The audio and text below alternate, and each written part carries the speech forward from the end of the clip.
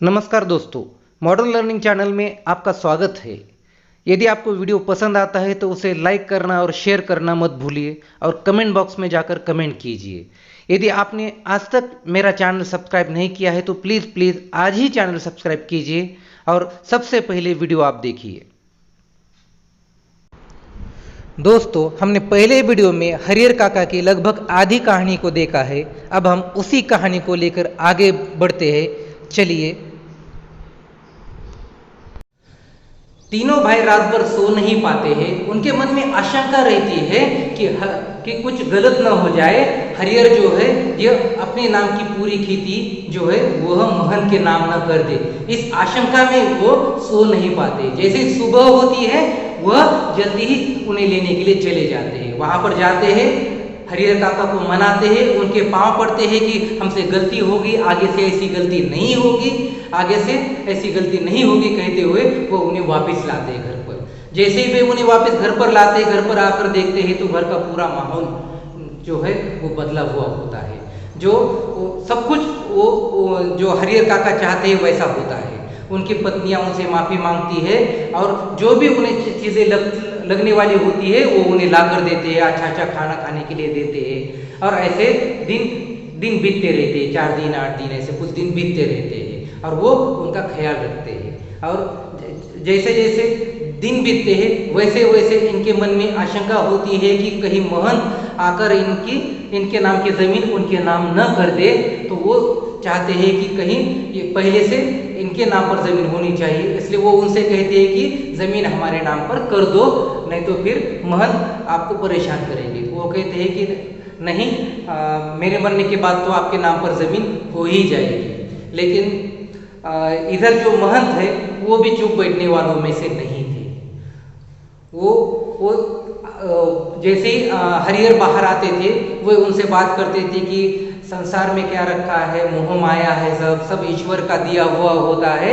हमें ईश्वर की आराधना करनी चाहिए, हमें ईश्वर के लिए कुछ न कुछ काम करना चाहिए। बचा खुचा जीवन हमें ईश्वर को समर्पित करना चाहिए।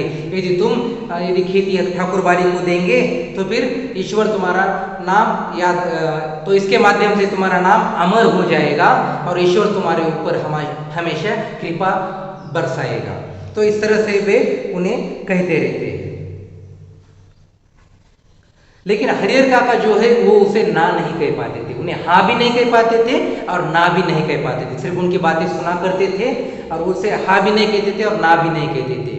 तो वो द्विधा अवस्था में थे कि क्या करना है क्या नहीं करना है। वो तो चाहते थे अपने भाइयों के नाम पर ही जमीन हो, लेकिन वो सीधा सीधा महन को वो इनकार भी नहीं कर सकते, क्योंकि महन के कारण ही उनके घर में जो भी उन्हें अच्छा खाने के लिए मिल रहा था वो उन्हीं के कारण, क्योंकि वो लेकर गए और इसी आशंका से वो अब इनका ख्याल रखने लगे थे, इनके आगे पीछे रहने लगे थे।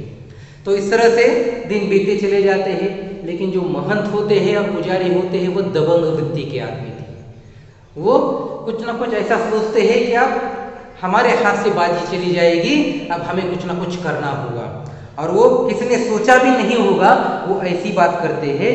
वो एक बार अपने कुछ लोगों को ले आकर आधी रात में ही आते हैं और वो हरिहर का अपहरण करते हैं। उसे जबरदस्ती यानी कि चुटकी भर में वो उसे अपहरण कर लेते हैं। कुछ लोग उसे पीठ पर लाद कर उसे ठाकुरबाड़ी लेकर चले जाते हैं और वहाँ पर लेकर जाते हैं। वहाँ पर लेकर जाने के बाद यानी कि हरिहर को मनाने लगते हैं कि भगवान के नाम पर जमीन कर दो, लेकिन हरिहर मानने के लिए तैयार नहीं होता है। वो कहता है कि नहीं, मेरे भाइयों ने मेरा ख्याल अभी तक रखा है, मैं आपके नाम जमीन नहीं कर सकता। तो फिर महंत जो है यह जो है जबरदस्ती करने लगता है, तुम्हें तो जमीन भगवान के नाम पर करने ही लगेगी, मैं करनी ही पड़ेगी, कि तुम्हें अभी बुरा लगेगा लेकिन बाद में तुम्हें बहुत अच्छा लगेगा कि तुम भगवान के नाम पर जमीन कर दी है। तो ऐसे नहीं माने तो हम जबरदस्ती भी करेंगे और उसे जबरदस्ती उसके हाथ उसके अंगूठे लगवाए जाते हैं वहां पर। अब वे कहते हैं कि तुम्हें अभी लग रहा होगा कि हम जबरदस्ती कर रहे हैं, लेकिन बाद में तुम जब सोचोगे तो तुम्हें लगेगा कि जो हमने किया है वो सही किया है, भगवान के नाम पर ये आपने पूरी आपकी संपत्ति कर दी है। तो जबरन उसके अंगूठे लगवाए जाते हैं और उसे यहाँ तक कि वो मानने के लिए तैयार नहीं होता है तो उसे मारा पीटा भी जाता है। और बाद में वो चिल्लाए नहीं, इसके लिए उसके मुंह में भी कपड़ा ठूसा जाता है। पहले वो अपने उसके मुंह में कपड़ा ठूस देते हैं ताकि वो चिल्लाए नहीं, और फिर उसे मारकर उसके अंगूठे लगवाए जाते हैं। जैसे ही इनके भाई कुछ लोगों को लेकर वहां पर आते हैं और वो अपने भाई को उनसे छुड़वाना चाहते हैं, तो वो जो महंत और पुजारी है यह उन पर आक्रमण कर देते हैं। यहाँ तक कि वो फायरिंग भी कर देते हैं। उनके जो एक दोस्त थे उनको गोली भी लग जाती है। तो इनके लिए वो जो भी उनके साथ आए थे सभी लोग भाग जाते हैं। वो सिर्फ 3 भाई रह जाते हैं। अब 3 भाई इतने लोगों का मुकाबला नहीं कर सकते हैं, इसलिए वो पुलिस थाने चले जाते हैं और पुलिस को ये सभी खबर सुनवाते हैं कि किस तरह से महंत ने और उनके लोगों ने हरिहर का अपहरण किया है, आप उन्हें छुड़वाने के लिए मेरे साथ आइए। जैसे ही सुबह होने से पहले ही वो पुलिस को वहां पर लेकर आते हैं। जैसे लेकर आते हैं वहां पर देखते हैं तो वहां पर तो कुछ भी नहीं, पूरी तरह से शांति छाई हुई है। न वहां पर महंत है, न पुजारी है, न कोई भी है। वहां पर एक 80 साल का वृद्ध है जो एक संत है, 80 साल का वृद्ध है जो उसकी देखभाल करता है, वो वहां पर रहता है। तो वो उसे पूछते हैं पुलिस की कहाँ कौन है, महंत कहाँ गए, पुजारी कहाँ गए, तो वो कहते हैं कि मुझे मालूम नहीं। वो कहता है कि हरिहर काका यहाँ पर आए थे, तो वो कहता है मुझे मालूम नहीं है। तो इस तरह से वो बात को टाल देता है। पुलिस उसके साथ जबरदस्ती भी नहीं कर सकती है क्योंकि वो पहले से बूढ़ा है, 80 साल का बूढ़ा है, वो जबरदस्ती करेंगे तो ये मर भी सकता है। तो इसलिए ऐसे बूढ़े व्यक्ति के साथ वो जोर जबरदस्ती नहीं कर सकते थे। ऊपर से संत प्रवृत्ति के आदमी था वो, तो इसलिए जबरदस्ती नहीं करते। फिर वहां पर तलाशी लेने के लिए वो इधर उधर देखने लगते। तो पूरी ठाकुरबाड़ी में तलाशी लेते हैं, कहीं पर भी महंत, पुजारी या फिर हरिहर नहीं मिलते हैं। तो धीरे धीरे करके एक एक जो कमरे होते हैं तो वो कमरे देखने लगते हैं। किसी कमरे को चटकनी लगी हुई रहती है तो वो भी निकाल कर देखते हैं, तो उसमें भी कोई नहीं रहता है। तो एक कमरे को ताला लगाया हुआ होता है, तो वो उस आदमी को जो वहां पर देखभाल करने के लिए होता है 80 साल का, तो उस वृद्ध को पूछते हैं कि यहाँ पर क्या है। तो वो कहते हैं कि यहाँ पर अनाज रखा हुआ है। तो वहां से जैसे ही वे वापिस जाने लगते हैं, वहां से कहते हैं कि यहाँ पर कुछ भी नहीं है, तो उस दरवाजे को अंदर से किसी के खटकने की आवाज आती है। तो जैसे ही आवाज आती है इन्हें पता चलता है कि जरूर यहाँ पर अंदर कोई कुछ ना कुछ है। तो उस ताले को तोड़ देते हैं और जैसे ताले तोड़कर वो अंदर जाते हैं, अंदर देखते हैं तो हरिहर वहां पर पड़ा हुआ है, उसके हाथ और पैर बांधे गए हैं, उसके मुंह में कपास ठूंस कर उसके मुंह को भी बांधा गया है और थोड़ा सा उसके यानी कि शरीर से लहू भी निकल रहा है, मतलब वो लहू लुहान हो चुके हैं। तो ऐसी अवस्था में वहां पर हरिहर मिलता है। उसके हाथों को खोल देते, पैरों को खोल देते हैं और उनसे बातें करते हैं। हरिहर से पूछते हैं कि क्या हुआ था, तो वो कहते हैं कि यह सब अवस्था मुझे महंत और उनके आदमियों ने, पुजारी और उनके आदमियों ने की है। जोर जबरदस्ती कागजातों पर मेरे अंगूठे लिए हैं और मेरी वो जमीन हथियाना चाहते हैं। तो पुलिस थाने में जाने के बाद इनका जवाब लिया जाता है, रिपोर्ट लिखी जाती है। बहुत देर तक पूछताछ करने के बाद फिर हरिहर अपने घर वापस चले आते हैं। जैसे ही हरिहर वापस घर पर चले आते हैं, इनके भाइयों को पता चलता है कि अब हमें इनका बहुत ही ध्यान रखना होगा। तो जो भी रिश्तेदार में हट्टे कट्टे आदमी यानी कि जो भी होते हैं पहलवान प्रवृत्ति के आदमी, उनको बुलाया जाता है और उनकी सुरक्षा के लिए वहां पर तैनात किया जाता है। यहाँ पर अब बरामदे में बाहर आंगन में नहीं रखा जाता उनको, बल्कि सबसे अंदर वाले कमरे में रखा जाता है ताकि कोई बाहर से उनके ऊपर आक्रमण न हो। इसलिए तो इस तरह से उनकी देखभाल की जाती है। हमेशा रात में भी पहरे दिए जाते हैं। आधे लोग उनकी पहरेदारी करते हैं जागकर और आधे लोग सो जाते हैं और फिर बारी बारी से लोग जागते रहते हैं। तो इस तरह से उनकी सुरक्षा की जाती है। उनको फिर से अच्छा अच्छा खाने के लिए दिया जाता है। उनके मन में ये बात बिठाई जाती है कि आपका ख्याल रखने वाले जो है ये आपके भाई, आपके भाभी और आपके भतीजे, यही आपका ख्याल रखने वाले हैं, तो हम ही आपके हैं। तो इस तरह से और फिर उनके मन में फिर से आशंका आती है कि कहीं फिर से जोर जबरदस्ती न कर दे, वो जमीन उनके नाम पर न हो जाए। इसलिए वो धीरे धीरे हरिहर से कहते हैं कि आप क्या करो, तुम ये जमीन हमारे नाम पर कर दो। आपका तो कोई है ही नहीं हमारे सिवा, तो ये जमीन हमारे नाम पर कर दो। ये सब कुछ जो हो रहा है वो जमीन के लिए हो रहा है। एक बार जमीन तुम हमारे नाम पर कर देंगे तो तुम्हें कोई भी महंत और कोई भी आपको परेशान नहीं करेंगे। लेकिन हरिहर भले ही अनपढ़ हुआ होगा, लेकिन उसे अनुभव बहुत था। उसने ऐसे लोगों का हाल देखा था, बुरा हाल कैसे होता है कि जो अपने नाम की जमीन जायदाद दूसरों के नाम पर लिख देते हैं और लिखने के बाद इनके हाथ में कुछ भी नहीं रहता है, तो कुत्तों को जैसे इनकी अवस्था बन जाती है। हाँ, तो उन्हें कुछ भी खाने के लिए नहीं दिया जाता है और रहने के लिए जगह भी नहीं दी जाती है। तो ऐसी अवस्था हो जाती है कि उन्हें संभालते भी नहीं है। तो ये बात का अनुभव यानी कि हरिहर ने लिया था, तो ये बात उनको याद आ जाती है। तो इसलिए वो इस बात में इतना होशियार था कि उसे याद था कि कैसे अवस्था होगी बाद में। इसलिए वो कहता है कि कोई बात नहीं है, जमीन यदि मैं मर जाता हूं तो ये जमीन अपने आप तुम्हारे नाम पर हो जाएगी। मैं महन के या पुजारी के नाम पर तो जमीन कभी करने ही वाला नहीं हूँ। उन्होंने मुझे ऐसे जानवरों के जैसा उन्होंने मेरे साथ व्यवहार किया है, तो मैं उनके नाम पर जमीन कभी नहीं करने वाला। अब जो भी कुछ भी है मेरा, अब ये तुम्हारा ही होने वाला है। लेकिन जो है वो जो भाई है और वो लोग है, वो चाहते हैं कि जल्दी से जल्दी जमीन इनके नाम पर हो जाए। उनकी जो सीमा टूट जाती है, सीमा का बांध टूट जाता है, वो सब्र का बांध टूट जाता है। और वो एक दिन वो भी सोचते हैं कि अब कुछ ना कुछ जल्दबाजी की जाए, जमीन हमारे नाम पर हो जाए। तो इसलिए वो कहते हैं, वो उसे पकड़ते हैं और पकड़कर यानी कि कहते हैं कि यहाँ पर अंगूठा लगाओ, और जबरदस्ती उसका अंगूठा लगवाना चाहते हैं। लेकिन जैसे वो अंगूठा लगवाना चाहते हैं, ये हरिहर जो है वो मना कर देता है और जबरदस्ती से अपने को छुड़वा लेता है।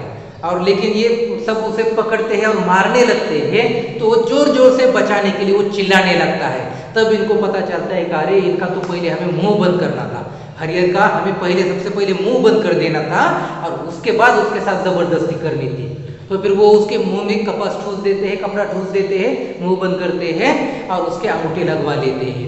लेकिन जब उससे पहले ही इसने जोर जोर से चिल्लाया था, तो और ये बातें बाहर जो महन के जो खबरी वहां पर थे, जो यहाँ पर ध्यान रखने के लिए कि क्या चल रहा है क्या नहीं, ये देखने के लिए वहां पर हमेशा मौजूद रहा करते थे, उनके पास बात ये चली जाती है कि इसके ऊपर जबरदस्ती हो रही है। तुरंत वो जाकर महन को बता देते हैं कि ऐसा ऐसा हो रहा है, तो उनके भाई हरिहर के साथ जबरदस्ती कर रहे हैं। तो जितनी तत्परता इनके भाइयों ने नहीं दिखाई थी, उससे ज्यादा तत्परता दिखाते हुए महन और पुजारी पुलिस को लेकर वहां पर आते हैं।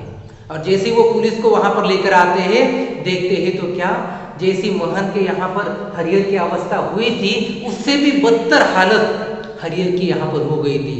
उसे पूरी तरह से मार मार कर उसे सुझा दिया था, उसके चेहरे से खून निकल रहा था, उसको चेहरा भी बांध दिया गया था, मुंह में कपड़ा ठूस कर मुंह भी बांध दिया गया था। तो ऐसी दुरावस्था उसकी हो गई थी। उसके हाथ पैर छुड़वा लिए जाते हैं और उसे जो है पुलिस है वो अपने कब्जे में ले लेती है और उनका बयान ले लेती है। तो जिस तरह से व्यवहार महंत ने और उनके पुजारियों ने किया था, उससे ज्यादा भी व्यवहार इनके भाइयों ने किया है। तो इस बात से पता चलता है कि न केवल बाहर के धार्मिक जो धर्मगुरु है वो अपने स्वार्थी बन चुके हैं, बल्कि अपने परिवार के सदस्य भी कैसे स्वार्थी बन चुके हैं। तो इस तरह की बात यहाँ पर घट जाती है और वो फिर बाद में उनको एक सुरक्षा दी जाती है पुलिस की ओर से, और वो 4 पुलिस के पहरेदार हमेशा उनकी सुरक्षा में लगे रहते हैं और उनका ख्याल रखने के लिए एक नौकर वहां पर रखा जाता है। जो पुलिस के 4 पुलिसकर्मी हथियारबंद पुलिसकर्मी सुरक्षा के लिए रखे जाते हैं, वो इसलिए रखे गए थे कि महंत को डर था कि कहीं भाई फिर से जबरदस्ती न करे, इसलिए उन्होंने पुलिस को पैसे दिए थे। और भाइयों को डर था कि महंत के आदमी कहीं जबरदस्ती न करे, इसलिए उन्होंने पुलिस को पैसे दिए थे कि इनकी सुरक्षा कड़ी कर दो, कि इनके ऊपर किसी भी तरह का फिर से आक्रमण नहीं होना चाहिए। इस तरह से वो पुलिस की सुरक्षा में रह रहे थे। तो इस तरह की उनकी अवस्था हो गई थी। पूरे गांव में बातें चल रही थी कि अब जमीन किसके नाम पर होगी, मरने के बाद उनके महंत के नाम पर होगी या भाइयों के नाम पर होगी। गांव में तरह तरह की बातें चल रही थी, दोनों तरफ से लोग बातें कर रहे थे कि कुछ लोग कह रहे थे कि महंत के नहीं महंत के नाम पर करनी चाहिए, वो सब भगवान का होता है, सब भगवान का ही होता है, महंत के नाम पर ही होनी चाहिए। कुछ लोग कहते कि नहीं, उनके भाइयों ने अभी तक इतना सब कुछ किया है, उनके नाम पर होनी चाहिए। तो इस तरह से गांव में तरह तरह की बातें चलने लगी। जैसे जैसी बातें चलने लगी वैसी वैसी अफवाहें भी वहां पर फैलने लगी। लेकिन इस हरिहर का मन तो दोनों से ऊब गया था और दोनों तरह से उसने इतने बुरे अनुभव आए थे कि उन्होंने किसी से बात करना भी बंद कर दिया था। जहाँ कहीं भी वे गांव में बाहर चले जाने लगे कि वो उनसे पूछने लगते कि हरिहर जी आप जमीन किसके नाम पर करने वाले हो, तो वो गांव वालों से भी ऊब गए थे, तो इसलिए उन्होंने घर में अपने आप को खुद को बंद कर दिया था। पहले तो वो लेखक से बातें किया करते थे, लेकिन अब उन्होंने लेखक से भी बातें करना बंद कर दिया था। तो इस तरह से अपने आप को उन्होंने कैद कर लिया। नौकर उनके लिए खाना बनाता था और वो वहीं पर रहते थे और मौन धारण किया था, किसी से भी बातें नहीं करते थे। कहते हैं ना, दूध का जला छाछ भी फूंक कर पीता है। तो उसी तरह से धार्मिक गुरुओं के, जिनके ऊपर इन्हें बहुत आस्था थी कि ये बहुत अच्छे हैं, हमें इनके लिए कुछ करना चाहिए, उन्होंने भी चोट पहुंचाई और अपने घर के लोगों ने भी उन्हें चोट पहुंचाई थी। तो जमीन जायदाद के लोग कैसे उतरते, कैसे स्वार्थी बन जाते हैं और किस हद तक नीचे गिरने के लिए तैयार हो जाते हैं, ये इस माध्यम से हमारे सामने यानी कि आता है, इस कहानी के माध्यम से। और एक प्रसंग इस कहानी में बताया गया है, इन दोनों के अलावा एक राजनेता भी वहाँ पर रहता है, तो पॉलिटिशियन, तो एक राजनेता वहाँ पर रहता है। वो भी एक बार हरिहर से मिलने के लिए आता है और वो कहता है कि तुम्हें इस तरह से, तुम्हारे पास साथ जो भी हुआ वो बहुत बुरा हो गया, ये ठाकुरबाड़ी के लोग अच्छे नहीं है और न तुम्हारे परिवार के लोग अच्छे हैं, बल्कि तुम्हें ऐसा काम करना चाहिए जिससे पीढ़ियों तक तुम्हारा नाम याद रहे। तुम जो तुम्हारी ज़मीन है, तुम्हारी ज़मीन जो है ये हमारे ट्रस्ट के नाम पर कर दो, तुम्हारे नाम से हम हरिहर उच्च विद्यालय, हरिहर उच्च माध्यमिक विद्यालय, इस तरह से हम गांव में स्कूल का निर्माण करेंगे, एक विद्यालय का निर्माण करेंगे जिसमें आने वाली कई पीढ़ियों तक तुम्हारा नाम रहेगा। इस तरह से पूरे गांव का भी भला हो जाएगा और तुम्हारा नाम भी याद रहेगा सबको। लेकिन हरिहर जो सभी तरफ से चोट खाया हुआ रहता है, वो किसी के बहकावे में आना नहीं चाहता है, वो उसे भी वहाँ से निराश होकर वापस लौटना पड़ता है। और फिर इस तरह से गाँव में फिर बातें चलती है कि अब ये क्या है, अब हरिहर तो क्या आज न कल तो मरने ही वाला है, कितने दिन तक जिएगा, जो आया है वो मरने वाला है, अब हरिहर क्या मर जाएगा तो मरने के बाद उसकी ज़मीन का क्या हो जाएगा, ये हर किसी के चर्चा का विषय बन गया था। तो इस तरह से तरह तरह की बातें करने लगा, अब इतनी सारी ज़मीन है, इतनी बड़ी ज़मीन है, क्या होगा इसका। तो ये इस कहानी की समाप्ति इस प्रकार फिर से की है कि इस बात के लेकर को चिंता हो गई थी कि अब इस हरिहर काका का क्या होगा। अब हरिहर काका जो है ये किसी से भी बात नहीं कर रहे, उनकी ऐसी अवस्था हो चुकी है कि न बाहर के लोगों से उन्होंने कोई संबंध रखा है, न अपने घर के लोगों से संबंध रखा है। इस हरिहर काका के माध्यम से लेखक हमें यह बताना चाहते हैं कि आज का मनुष्य कितना निर्मम हो चुका है। न केवल धर्मगुरु, राजनेता, बल्कि परिवार के सदस्य भी जायदाद पाने के लिए किस हद तक नीचे गिर सकते हैं, यह इस पाठ के माध्यम से मिथिलेश्वर जी ने हमें बताया है और एक ऐसी स्थिति को हमें दिखाया है। तो ये कहीं पर भी हो सकता है, इसलिए हमें भी इनकी तरफ थोड़ा सा सोचना होगा कि हमें दूसरों के साथ कैसे व्यवहार करना है।